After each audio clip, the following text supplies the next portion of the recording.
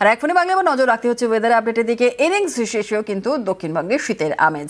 বঙ্গোপসাগরে ঘূর্ণাবর্তের কোনো প্রভাব পড়েনি। আর দক্ষিণবঙ্গে এই সপ্তাহটা কেমন ওয়েদার থাকবে, কি বলছে আবহাওয়া অফিস, আপডেট নেব। আমাদের সঙ্গে রয়েছেন আমাদের প্রতিনিধি বিশ্বজিৎ সাহা। বিশ্বজিৎ, দক্ষিণবঙ্গে এই সপ্তাহে কেমন থাকবে বিভিন্ন জেলায় ওয়েদার? সপ্তাহে ধীরে ধীরে তাপমাত্রা বাড়বে এমনটাই ইঙ্গিত রয়েছে আবহাওয়া দপ্তরের।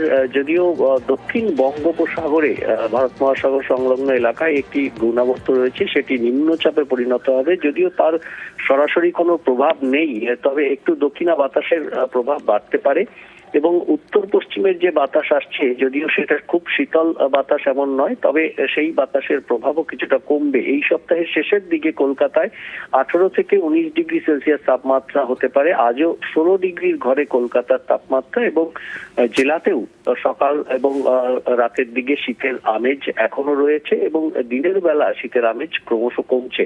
এই সপ্তাহের শেষের দিকে 2 থেকে 3 ডিগ্রি সেলসিয়াস তাপমাত্রা বাড়তে পারে দক্ষিণবঙ্গের বিভিন্ন জেলাতে, এমনটাই পূর্বাভাস আলিপুর আবহাওয়া দপ্তরের।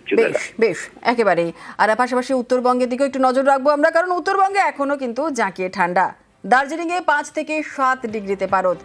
কালিম্পং সহ পাহাড়ি এলাকায় কত রয়েছে তাপমাত্রা জানবো। আমাদের সঙ্গে রয়েছেন আমাদের প্রতিনিধি পার্থ, আরো বিস্তারিত বলবে। পার্থ, পাহাড়ে কেমন ঠান্ডা রয়েছে আজ?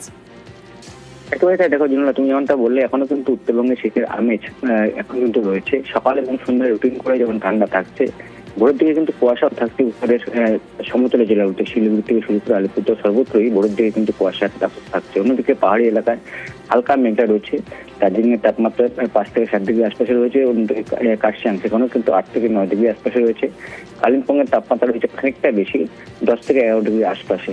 অর্থাৎ সকাল এবং সন্ধ্যা যেমন ঠান্ডার আবহাওয়া থাকছে কোথাও উত্তরবঙ্গের পাহাড় এবং সমতল জুড়ে, তবে দিনভর কিন্তু পাহাড়ি এলাকা সেখানে কিন্তু হালকা ঠান্ডা থাকলেও সমতলের জেলাগুলোর জন্য দিনের বেলা ঠান্ডা উদাহরণ। একেবারে ধন্যবাদ।